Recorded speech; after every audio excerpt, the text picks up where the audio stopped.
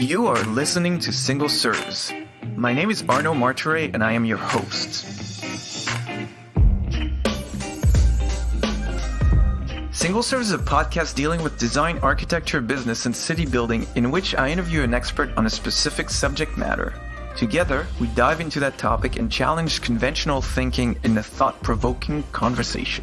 I sincerely hope that you will find these conversations as engaging as I did and learn a thing or two in the process. Don't forget to send us your comments, criticism, and praise. To do so, you can email us at hello@rvltr.studio or leave a comment online. You can also subscribe to the podcast on our website at rvltr.studio.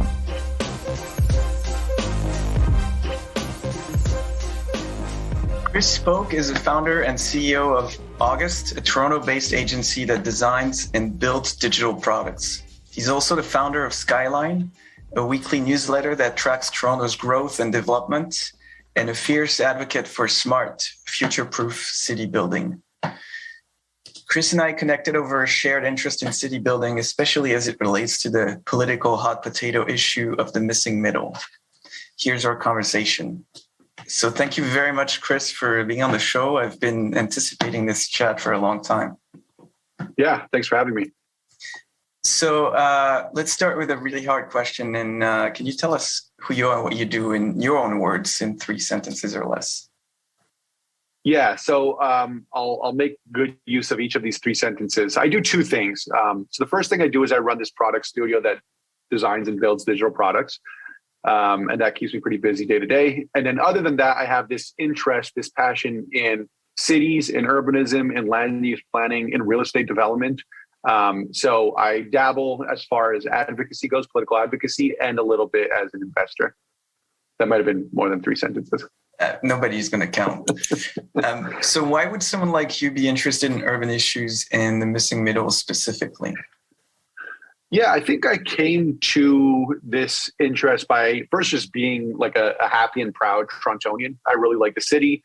I think it's a great place to live. And I think that it'd be great if it continued to be a great place to live. And not just for people with a lot of money, but people of all kind of demographic stripes, all ages, all income levels.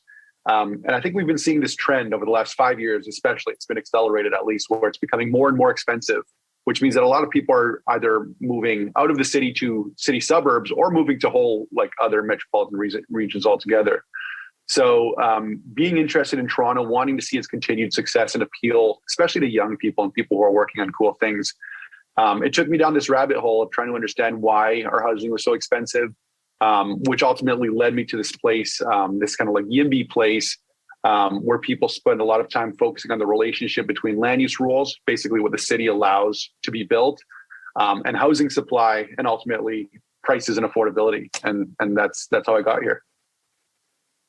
And so that interest and that desire to advocate for the missing middle, how did it start exactly?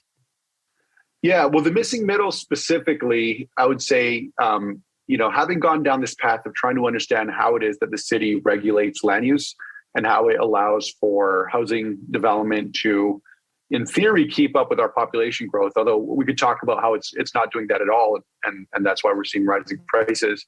It doesn't take much investigation for you to discover that Toronto's housing market is pretty bifurcated. We have these pockets of the city where there's a lot of high-rise development. So when people think about Toronto, they think about a high-growth city, a lot of cranes in the sky, a lot of construction sites. But if you zoom out a little bit, if you look at like a Google map, or if you're flying Bishop Airport, most of the city is low-rise, basically untouchable neighborhoods. So detached houses, semi-detached houses of 1 or 2 stories. So a bunch of high-rise growth in small pockets and a bunch of untouched kind of low-density, low-rise housing, and not much in between. And this, of course, is the missing middle. And it always made me curious. Like, you would think that as a city grew and as demand pressure grew and pushed for more housing stock, you'd see this gradual growth from like a detached house to maybe a triplex to maybe like a walk-up 4-story apartment, and ultimately redevelopment to a mid-rise or high-rise building. But we were seeing only the 2 extremes. And my interest in this topic, my prior education in economics, led me to understand that it's because of the land use rules that were implemented that we've made it basically very, very hard to build missing middle housing. So this interest of mine in the city and the city's growth has, if I'm going to spend some time advocating for smarter policies, I think I'll spend most of that time talking about policies that would allow for more of this missing middle type of housing. Yeah, that makes a lot of sense. And to me, having not grown up in Toronto or Canada and instead in France, where a lot of the cities are much more dense and feel urban, for lack of a better descriptor. When I first moved to Toronto, and that was a long time ago, it baffled me. It just was completely foreign idea to me that you'd have single family homes in the downtown core. That just didn't make sense at all. Now that I've been here for a long time, I understand it better, but it's still kind of mind-blowing that, you go in Chinatown on the east side of Spadina, and you have entire blocks of single-family homes. It's just crazy. Baldwin Village. And it doesn't make sense. And I think it's interesting because, presumably we have these neighborhoods full of detached houses because that's what people in Toronto like. So they vote for councillors who will enact policies to protect these neighborhoods. But at the same time, most of us, when we travel, when we want to see beautiful cities and urban landscapes, it's never to cities that have these protected, detached house neighborhoods. We like traveling to Europe. We pretty much like traveling to any city that grew before zoning became a major concern and major definer of how the city grew. Yeah. So there's this kind of weird disconnect between what we like to see. I mean, when you think about a great cityscape, you think about cities like Barcelona, like Paris, these kind of 6-8 stories, extremely walkable, dense enough to support all sorts of local commercial amenities, cafes, restaurants, that sort of thing. And yet in Toronto, most of our land is reserved and protected and kept aside for, basically detached houses. It is kind of weird. Yeah, it's puzzling. Hopefully that will start to change. Right. So can you tell us a bit more about the various things you've been doing for in advocating for the missing middle and other urban issues? Yeah, so my first foray, I guess, in advocacy was in 2017. Housing prices were rising. I kind of came to understand that land use rules were a big driver of rising housing prices. And I was looking for a group, an organization, someone basically to volunteer for, to kind of participate in advancing supply side type solutions to the housing crisis. And the reason that thought was even in my brain was because I saw in San Francisco, which also has a housing crisis, there were these YIMBY organizations, Yes in My Backyard organizations, that felt very innovative. And they had a solution set that I thought was compelling and workable. But back in 2017, there were no such groups in Toronto, at least as far as I could tell. There was a group out of Vancouver called Generation Squeeze, and they were saying some of these same things, like if we want more people to have housing, we need to allow for more housing development, which sounds like a very obvious thing to say, but it was actually pretty controversial to say that just a few short years ago. So not being able to find any group, I started hosting events. So I started inviting experts, land use planners, real estate developers, municipal lawyers, to talk to people like me who were not from the industry, but had an interest in understanding how our city was being regulated and how it was growing or not being allowed to grow. So that event series turned into an organization, a group of volunteers called Housing Matters, where we tried to, again, advance this supply side, I would say, solution set to the housing crisis. And that took me all the way till the provincial election, which I think was about mid-2018. Mm-hmm. And that's when the PC government was elected. And from my perspective, they had a more, the talking points, at least the rhetoric around how they were going to deal with housing was more aligned with what I wanted to see. So the Liberal government, before being voted out of power, they had recently passed a bill called Bill 139, where, among other things, they devolved a lot of the OMB's power to the city. So the OMB, of course, is the Ontario Municipal Board. It was called the Ontario Municipal Board. And it's maybe the one good thing we have going for us in Toronto, where it's this provincial judicial check that doesn't allow the city to go too far in restricting new housing supply. And when the Liberal government basically gutted the OMB, I thought, I could do as much advocacy as I want to do in terms of events and showing up to public meetings and city council consultations. But these big provincial policy changes are really they're much more impactful, in my opinion, and they can make a much bigger difference. So I thought I would shift my focus at that time to basically radicalizing the provincial government and the staff that I knew at the Ministry of Housing and Municipal Affairs. And I thought that was probably a better use of my time at that point. At the same time, coincidentally, in my professional life, I took a job as a developer or working with a developer. I've been working in software for the last number of years. So these two changes, the change in provincial government, a provincial government that I thought was more open to the sort of things that I had been saying and advocating for, and working in the industry, both kind of took me away from the, I would say, like public relations type of advocacy we were doing. So yeah, so since then, I've been involved. I've ran a number of op-eds. I like showing up on podcasts and talking about these things. But where I think the most important levers are at the provincial government, and especially in the municipal or the Ministry of Municipal Housing or of Housing and Municipal Affairs, where I think if you could kind of like move them 1, 2, 3, 4% further in this direction of allowing for more housing supply and of missing middle housing specifically, I think that's like a worthwhile advocacy focus. So I've been doing a bit of that. Yeah. So my next question to you was going to be, what are the 3 things that could be done tomorrow to start fixing the issue? And so you've touched on one of them.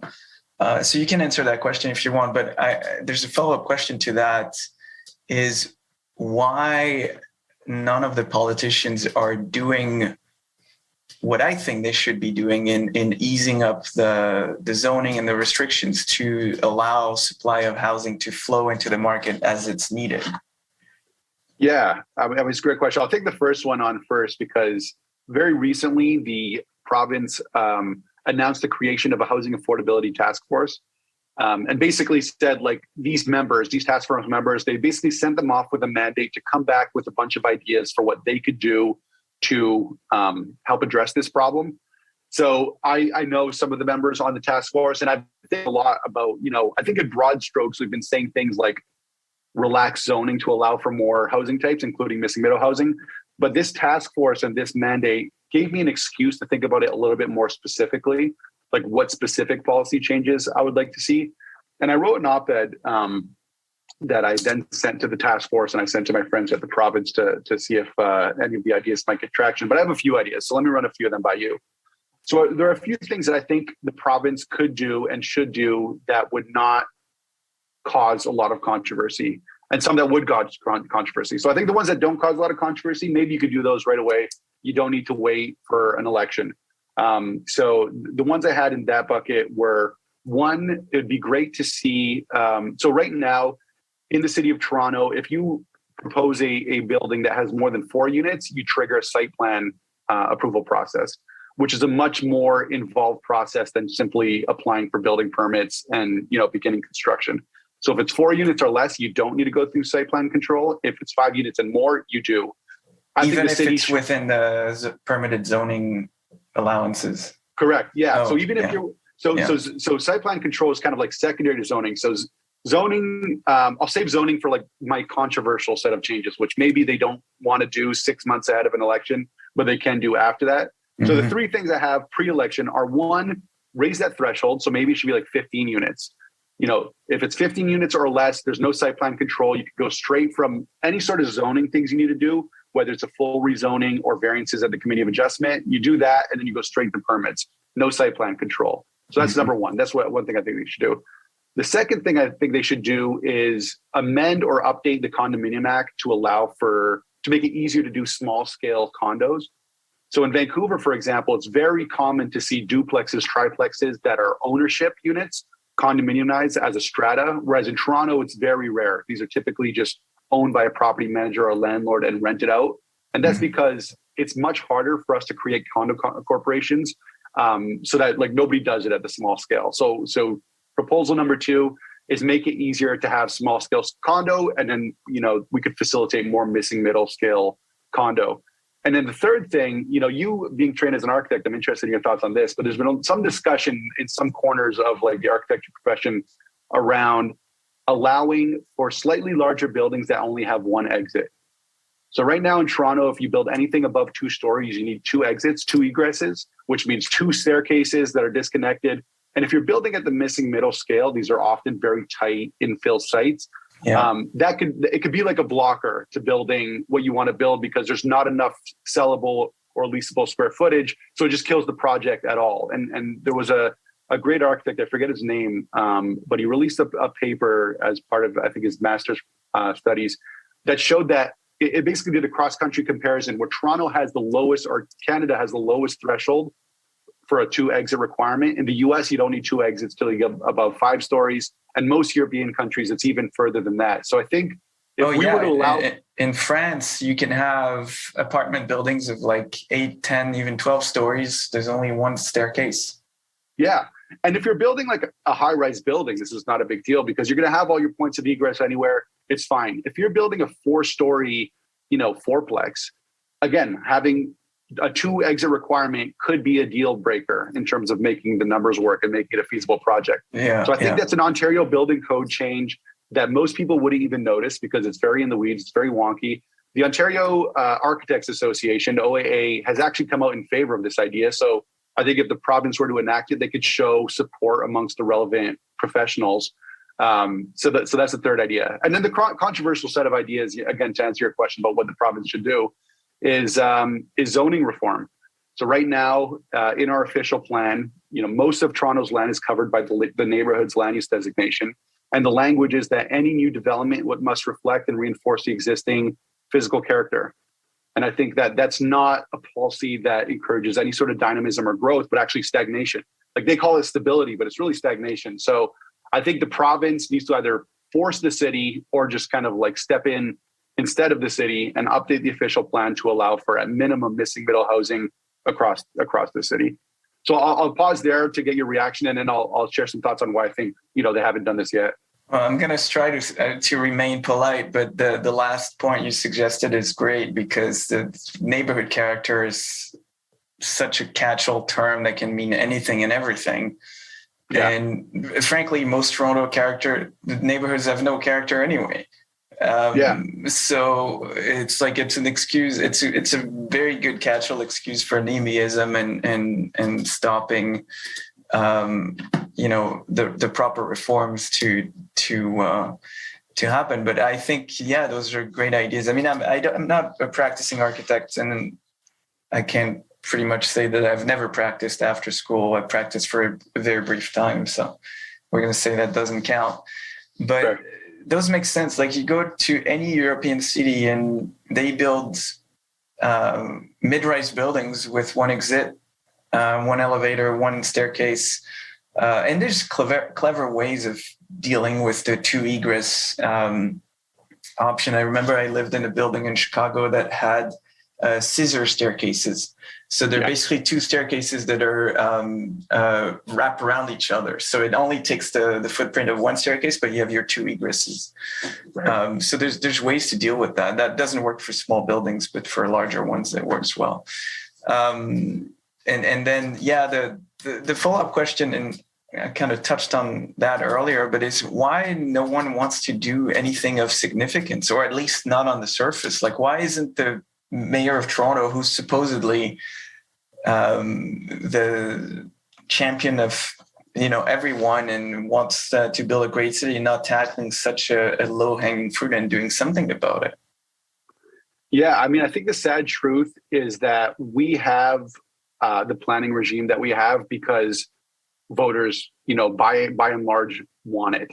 So if you think about the sort of people who are most likely to vote in municipal elections, it's older people who are homeowners who live in low-rise, stable, quote-unquote, neighborhoods who would like their neighborhoods to remain low-rise, stable neighborhoods. And all you have to do is go to a public meeting or like a consultation on a new real estate development project to see that is kind of like the dominant sentiment at these meetings. So, unfortunately, I don't think this problem gets solved in any meaningful way at the municipal level. I think that Toronto city councillors are captured to a large extent by the sort of people that form residents associations. And, you just have to speak to anybody in the real estate industry and say those words, that immediately conveys this picture of an angry mob who doesn't want to see any change to their neighborhood. So I think that we've kind of codified and enacted laws that preserve the character, quote unquote, again, of their neighborhoods because that's what they're demanding. When I first started paying attention to this issue and diving in, again, not coming from real estate, I first blamed the planners. Like, you go, how can you guys implement these crazy plans that are so bad for actual true city building. And then I took a step back because I started meeting a lot of these planners, and they're like, hey, we could only operate within the guidelines that council sets for us. So then I shifted my anger, or like my focus of attack, to the councilors. Like, how could you vote for these laws and defend these laws that now constrain our planners to enact these crazy rules that don't allow for enough housing to accommodate growth? But even then, like, you talk to councilors, a lot of them would like to see change, but they're like, hey, if I say anything close to what you're saying, I will be immediately voted out of office next election. So ultimately, unfortunately, in a democratic system, like, this is the will of at least enough people for it to be, the way that things are done. So for that reason, I do think that the provincial government really needs to be the level of government that makes change, because the provincial government has a broader mandate and is less focused on like the local neighborhood politics. Mm-hmm. They're better able to, really ruffle some feathers and kind of like piss some people off in the name of the greater good.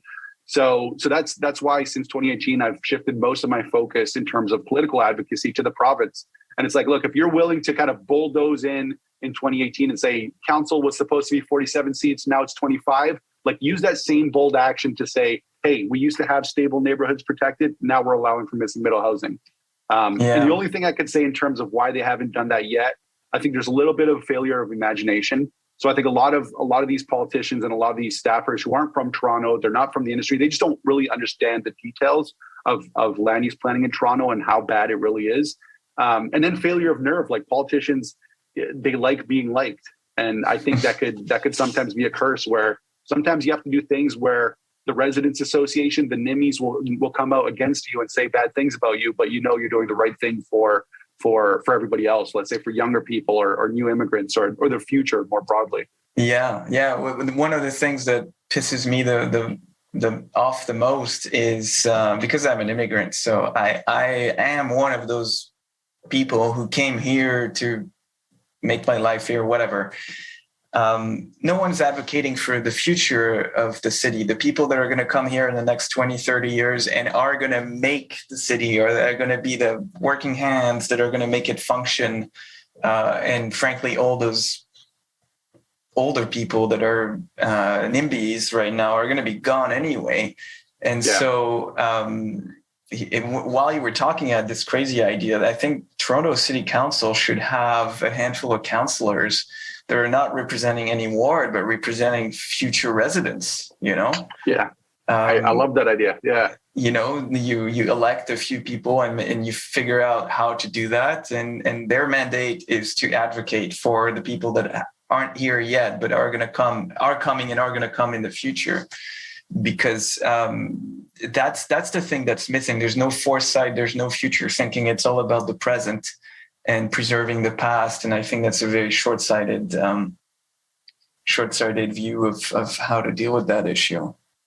Yeah, I mean, that's the problem, right? In a democracy, the future doesn't have a vote, right? There's no franchise for the future. And I think it gets even worse in a system like Toronto's. Every councillor represents a ward, right? And this is as opposed to, for example, Vancouver, where the councillors are considered at large, so they represent the city as a whole. So when you represent a ward, you become even more attached and captured to some extent by the current local residents. Some cities have strong mayor powers, where the mayor has more power than your typical councillor, or like their vote carries more weight, or they have more veto ability and that sort of thing. Toronto has a weak mayor system. So even if you have this ward system where every councillor represents a ward, it'd be nice for that to be balanced with a mayor who's able to take on these broader considerations, including consideration for the future. But in Toronto, the mayor is just one vote of 25. So the mayor can't really move the needle. The mayor is able to do what he's able to do by trying to form coalitions and using a soft touch to convince people to come on board. But the mayor isn't able to force through an agenda just because of how our system is set up. So that's why, again, I think you really need a province who understands the extent of the problem, who has again more of a mandate to care about things like economic growth and ongoing vitality and dynamism of its cities, and to take a more active role in land use planning. Mm-hmm. So, because most of this podcast audience is going to be very favorable to your ideas, you're preaching to the choir.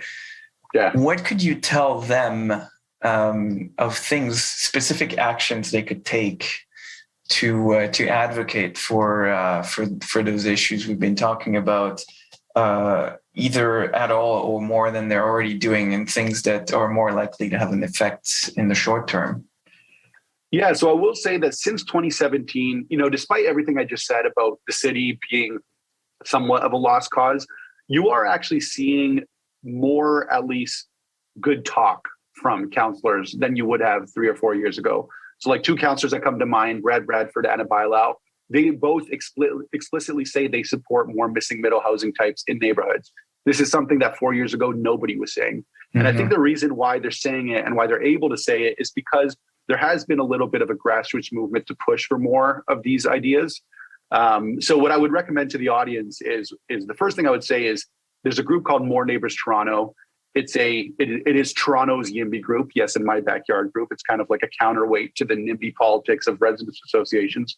So the first thing I would say is seek them out. I think it's moreneighbors.ca. And they're on Twitter. That's it. I just looked it up. And they get involved in terms of policy proposals to all levels of government, but they also like to organize outings to public meetings. So anytime a real estate development project requires a rezoning, there's this public meeting process where the community is able to come out and share its opinion on the project. COVID has made it so that these meetings are now being hosted online through WebEx and not in like a church basement. So it used to be that these meetings were 100% opposition, right? You would only show up if you were to say, I don't want this building in my backyard. It's going to cast a shadow on my front lawn, blah, blah, blah. And now, because of groups like More Neighbor Toronto, because people are getting more interested in this topic, and because it's, the barrier to attending the meetings has dropped by being online, you are starting to see like 10, 20, in good cases, 30% of the audience advocating for new housing supply and for more development. So I would say get involved in a group like More Neighbors Toronto, MNTO, and show up to public meetings. And basically the whole point of this exercise is to give councillors confidence that if they do want to make some policy changes that allows for more housing supply, that there are people who would vote for that, who would continue to support them, and that they wouldn't be completely outnumbered by the NIMBY voices. Yeah, and one thing I would add, because I've experienced it myself, at least the councillor in my ward, she does respond to emails and suggestions, not always in the right way, at least not in my opinion, but there is an ability to have a direct dialogue with your councillor too. And so if it's an opportunity to get engaged at the civic level and flex your voters' muscles. I think that's important as well. Totally. And let them know that you won't vote for them if they don't support so-and-so. That's the whole thing. This is like a pressure group dynamic. Residents associations, who are typically NIMBY, who typically oppose new development, they've gotten really good at having councillors respond to their demands, really. And I think now we need YIMBYs to do the same thing, to get more organized, to make themselves known to the councillors, and to be a little bit disagreeable, to tell their councillors, like, no, this attitude is not acceptable. And if you want to continue to enjoy my vote and my support, you need to push for more housing supply. Yeah, I think that's a great idea. I had a bunch of other questions for you, but we've kind of answered most of them already. So the one more question I have is, do you know, and we'll limit the answer to that question to North America, because I think it's more relevant to us. Do you know any city in North America that is doing things right, or at least moving the right direction, that we could look at as an example? I think that, there are a lot of cities that I could think of that are better in some regards and worse in other regards. So I'll use one as an example. So Houston doesn't have what we would consider traditional zoning. So you could build, there's no real separation of uses. In a residential neighborhood, you could build a restaurant, and you could build an office next to that, and you could build multifamily next to that. So I think that's interesting, and it makes for a more I don't know, varied pattern in terms of how the city grows and develops. And one thing that people say, to criticize Houston, and I think it's fair criticism, is it's a very car-centric city. It's very car-dependent. And that's largely due, I think, to two big policy choices that the city and the state have made. One is there are minimum lot sizes. So it's hard to get like houses, tightly together, very compact and more walkable configurations. And two is there's just been a ton of subsidy of highways. So it's basically encouraged sprawl and subsidized sprawl. But Houston is a city that was kind of leading the charge in terms of removing minimum parking requirements. And Toronto has recently caught up to that. I think just last month, we got rid of our minimum parking requirements for new development. I heard about that, yeah. Yeah, but it's interesting to see that like a city like Houston, which is thought as a very car-centric city, they got there first. So that's one thing. I would take a look at them in terms of, the interesting experiments that are taking place with their lack of zoning. You are starting to see also more action being taken at the state levels. So this dynamic of like NIMBY municipalities requiring a higher level of government to step in and to change things, this is playing out pretty much across North America. So very recently, California passed a state bill to allow for ADUs, accessory dwelling units, what we call garden suites, statewide. Mm-hmm. So that's been interesting. I think we've done similar things here at the province, and now you're seeing the city implementing the zoning bylaw changes to reflect that. New York State has recently, there's been a Senate bill submitted that would set basically a minimum permission for 4 units of housing on any lot statewide. So this hasn't yet been passed, but the fact that it's been proposed is very interesting. And they took inspiration from a similar bill that was passed in New Zealand to basically have like a minimum density set at the higher level of government so that municipalities can't go below it, beneath it. So no one city. I think there are a lot of cool experiments taking place. I would go outside of North America, frankly, if I wanted to really look for inspiration. And I would look at places like Tokyo, where Tokyo zoning is set at the national level. And it's very easy in Tokyo, in terms of zoning at least, to buy a detached house and to turn it into a multi-unit building without any sort of process that requires input from your neighbors. And there's no kind of like community veto system in place like we have here. And that's because Tokyo was a rapid growing city in the 80s, faced these same demand pressures, these same great growth pressures that we have. And at some point, the national government said, this is not working. We can't let, neighbors decide whether or not their neighbors could have any growth take place on their properties, and basically uploaded the whole land use planning system to the national government. And I think it's been a successful experiment. And because of that, it's probably of the major global cities, the one that's had the flattest price growth over the last 20 years. That's the dirty little secret that few people know about, is that real estate prices in Tokyo compared to cities of similar stature are not insane at all. Yeah. It's not New York, London, Paris, or LA, or San Francisco. So I think you have a good point. I think the challenge of looking at Western or Asian cities is that they're much less car-centric. Mm-hmm. And so it would take a tremendous amount of transformation for a city like Toronto to become more like those, or to learn some of the lessons and apply them. But it's certainly not impossible. And another thing we could do, so we're thinking about how do you think across geographies where to draw inspiration. We could also look just at our own history.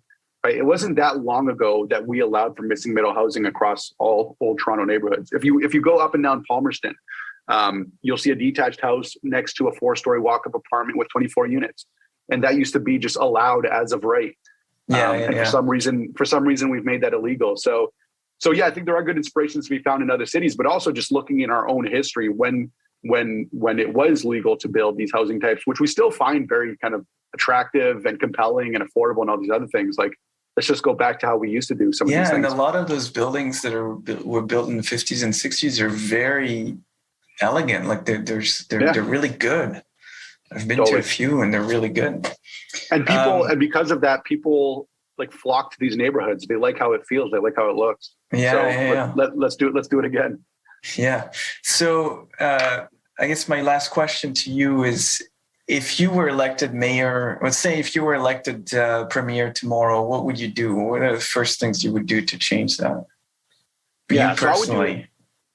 So I would do something that probably our premier, or maybe sadly our premier won't do. I would rewrite the official plan in the zoning bylaw. I would rewrite it with a couple of staff, and then I would go to the city and say, this is your new bylaw. There's no consultation. There's no appeal. This is it. So what would I change? I mean, I would allow for missing middle housing types throughout the yellow belt, which is kind of the yellow part of the official plan map, the neighborhood's land use designation. Yeah. In our zoning bylaw, we have five or six residential zones. We have R, the Old City of Toronto R, which allows for, in theory, detached house, semi-detached, triplex, fourplex, all the way up to 4-story walk-up apartments. And then we have these other zones like RD, detached house only, RS, detached or semi-detached only. And basically, I would consolidate all these residential zones into R. So all these housing types that are allowed in R, that would be kind of the default across the city.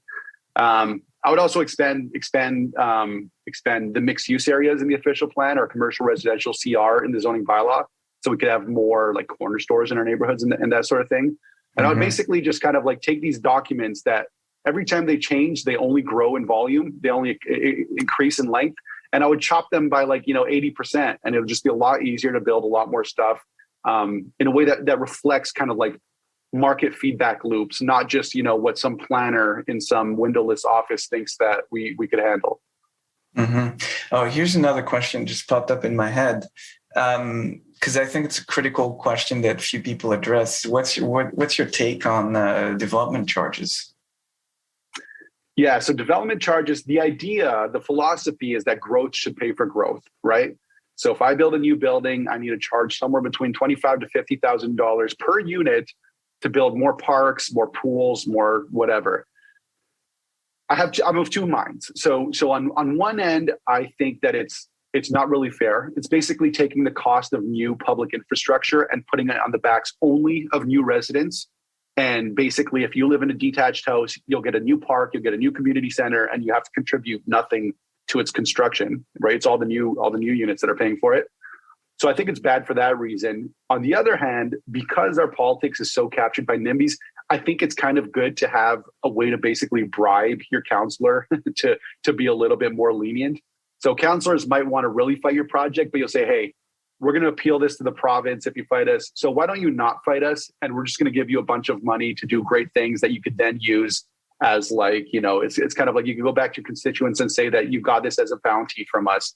And it's hard to think through like what the political calculus is there, but maybe it's good to have some way to bribe counselors to be a little bit more lenient on development. So yeah, I don't know if it's an interesting take on it, because I've always thought of them as unfair because they just increase the cost of building anything. They're totally unfair. So much. Yeah. And especially on smaller projects, because those fees are so high, they make a lot of small and medium-sized projects completely unfeasible. And that's why everybody's building those giant towers, because they're the only ones who make sense from an economics perspective. So maybe there's a middle ground, maybe you don't charge them up until a certain size, or you charge less. Or if the developer is willing to do things that are good from an urban planning perspective, then you waive them, or use them as an incentive to get what you want. But charging that much, I think you make a really good point. It's very unfair that new residents or new owners are tasked with paying for all the infrastructure when everybody benefits from it. It's completely antithetic to the idea of a democracy. So. Yeah. I don't know if I have a definite answer, but it's an interesting thing to think about for sure. Well, at a minimum, I would pause any rate hikes. So the development charges have doubled over the last 4 years, and now it looks like council might go on a new 4-year adventure of doubling them once again. So I would not do that. I would pause them at a minimum and basically not touch them for as long as possible. Certainly not move them up at all. I'm just curious, on what grounds did they double them? How do they even justify that? Growth needs to pay for growth. So as the city grows, the city is very bad at updating its infrastructure to accommodate growth. So if you think about sanitary lines, stormwater lines, the city's not good at upgrading these, first of all, at all. And second of all, on time and on budget.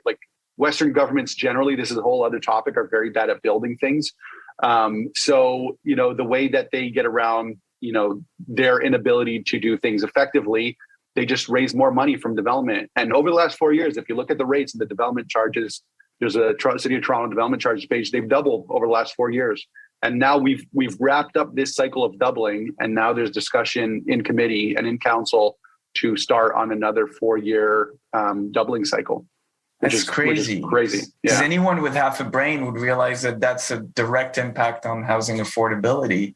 So if you're a politician who supports those, but then on the other side, you say you want more affordable housing, you're just bullshitting people. It makes no sense at all. Totally agree. Yeah, I think Totally that's a debate for another day. Look, I really want to thank you for your incredible generosity and amazing insights. I think it was very fruitful conversation, and hopefully only the first of many. Totally. So thank you very much for being on the show, and hopefully we'll get to do that again sometime soon. Yeah, thanks for having me, and I'm happy to come back anytime. My pleasure.